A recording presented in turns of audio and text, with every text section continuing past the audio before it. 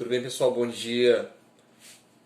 Pessoal, nós vamos continuar então a complementação daquelas nossas aulas anteriores, principalmente da última e da penúltima, ok? Na qual nós estávamos falando de bases geológicas da América do Sul, obviamente, mas nós temos um enfoque especial para o Brasil. Por quê? Né? Porque é aqui que residimos, aqui que vivemos, ok? Então, nós diminuímos, né, a escala, uma escala continental, no caso a América do Sul, para uma escala, né, nacional, ok? E até mesmo local, né, que falamos do Paraná e tudo mais.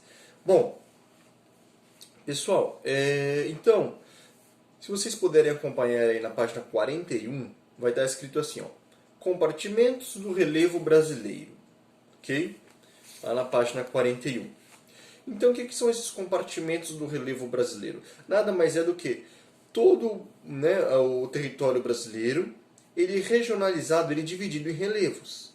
E como nós já aprendemos aqui, né, nós temos dobramentos modernos, que são as altas montanhas, cadeias de cordilheiras, e esse tipo, né, de terreno geológico ele não se encontra no Brasil. Tá? A maior parte do território brasileiro é composto por terrenos antigos. Né? Quais são esses terrenos antigos? Terrenos cristalinos, maciços antigos, foi o que nós falamos na aula passada. Né? 34% do território brasileiro é composto por esse tipo de terreno. Os outros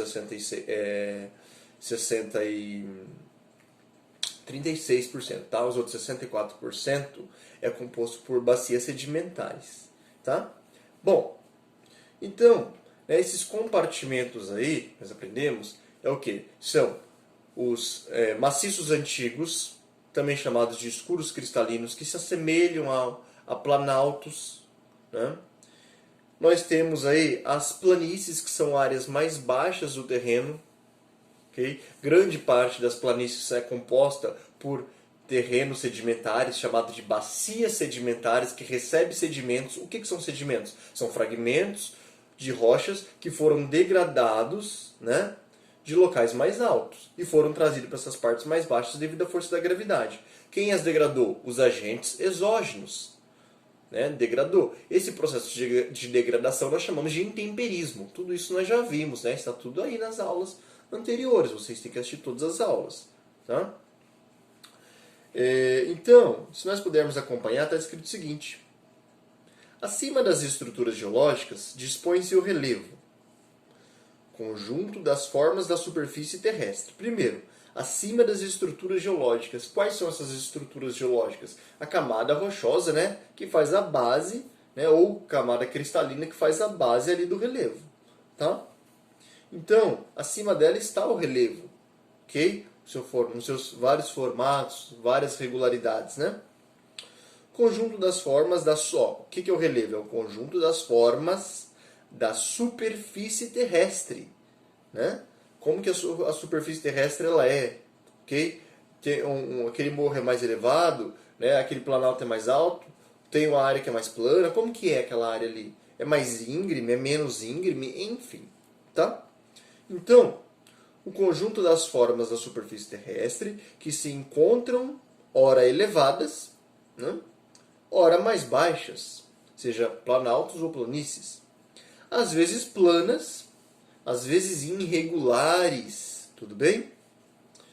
O estudo do relevo, de suas formas e de sua dinâmica, tá? A área da geografia que vai estudar as formas do relevo, okay? Bem como ele é na superfície terrestre, nós chamamos de geomorfologia. Tá? Geomorfologia. Geo, terra. Né? Geografia. Geo, terra. Grafia é descrição, escrita. Okay? Descrição do planeta Terra. Ou seja, a geografia é a ciência que descreve o planeta Terra. Todos os seus fenômenos, complexidades entre o homem, relação homem e natureza, enfim. Tá? Como nós já aprendemos isso lá no começo do ano, nas aulas presenciais, inclusive. Agora, geomorfologia é só nós separarmos essa palavra aí.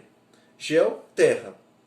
Logia, todo esse sufixo, essa terminologia logia, significa estudo. Biologia, estudo da vida. Biovida, logia, estudo. Né? Então, que só falta nós desvendarmos aqui o que quer dizer morfo. O que quer dizer morfo? Quer dizer forma, transformação. ok? A borboleta, né, quando ela está lá no seu casulo, e daí ela vai se transformar, a lagarta ela vai se transformar em borboleta, tal, tal.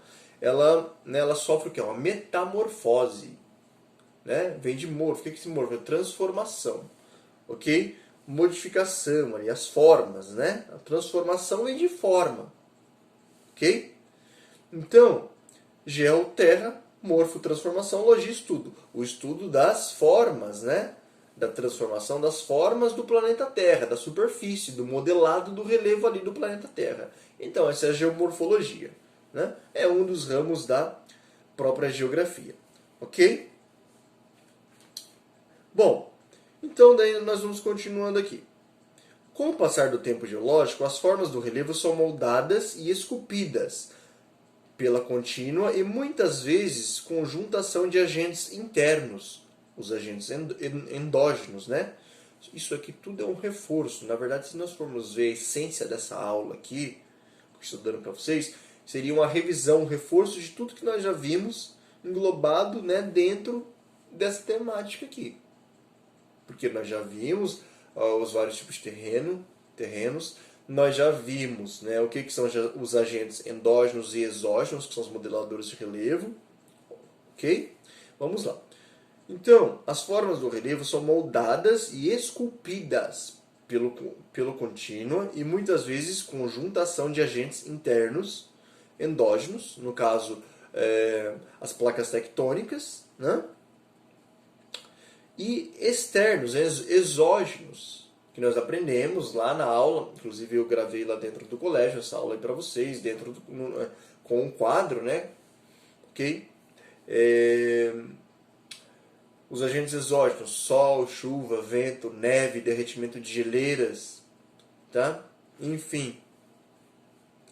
Na superfície do território brasileiro, situado sobre a plataforma sul-americana, né? O que é a plataforma? A placa continental composta por, né, camada espessa de rochosa, placa sul-americana, tá? E o Brasil está ali no meio, né, da placa sul-americana. Ou seja, nós aprendemos na aula de terremoto que o Brasil está numa área estável. Por isso que no Brasil, né, não tem terremotos de grandes magnitudes, ok? E nem cadeias montanhosas. Aqui, nos últimos milhões de anos, as formas de relevo têm sido transformadas quase exclusivamente graças à ação conjunta das forças externas. Então, né, nos últimos milhões de anos, o grande responsável por esculpir toda a superfície do planeta Terra são os agentes exógenos. Sol, chuva, vento, neve. Né? Em um dia, 2, uma semana, um mês, isso não faz diferença. Agora, ao longo de milhares de anos, né, o planeta Terra vai sofrendo aquela degradação ali. Ok? Bom, vamos aqui então. Aqui embaixo, tá? A classificação de Haroldo de Azevedo, datada do fim de 1940, ok, determinou grandes áreas de características geomorfológicas de certa homogeneidade, ou seja, manter um certo padrão ali. Tá? Cada área, né, com suas características, tá? São semelhantes, então elas são homogêneas. Né? Com isso, okay, essa aqui foi a primeira elaboração de uma classificação de relevo aqui no Brasil, isso. Okay? Classificação dos relevos brasileiros. Possibilitou uma noção mais regional e generalizada da superfície do território brasileiro. Que antes não era nem mapeado ainda. Era mapeado o quê? O território brasileiro, em questão das fronteiras. Mas não com esse foco. Não mapeado os relevos. Né? Não feito esse mapeamento geomorfológico.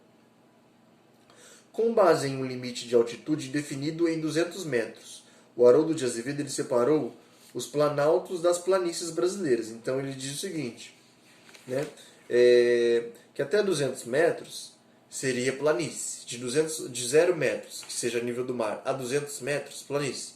De 200 metros acima, planaltos, né, ou altos planaltos, como por exemplo algumas regiões mais elevadas do território brasileiro, como o Monte Roraima, Pico da Agulha Negra, né, o Pico Paraná, enfim. Né, todos têm mais de 2.800 metros de altitude. Então é considerado até alto, né? Claro, se você for comparar com a Cordilheira dos Andes, né? O Monte Aconcagua, com mais de 6.000 metros, ou o Monte Everest, com mais de 8.000 metros lá na Cordilheira do Himalaia, não é nada, né? Não chega nem no joelho, mas... Ok? Bom, então aqui na página 41 nós temos a unidade de relevo, ok? Classificada por Haroldo de Azevedo, ele classificou em Planalto das Guianas, o Planalto Central, o Planalto Meridional, que pega ali toda essa parte do centro-oeste, né? Parte do sudeste e sul, né? E o Planalto Atlântico.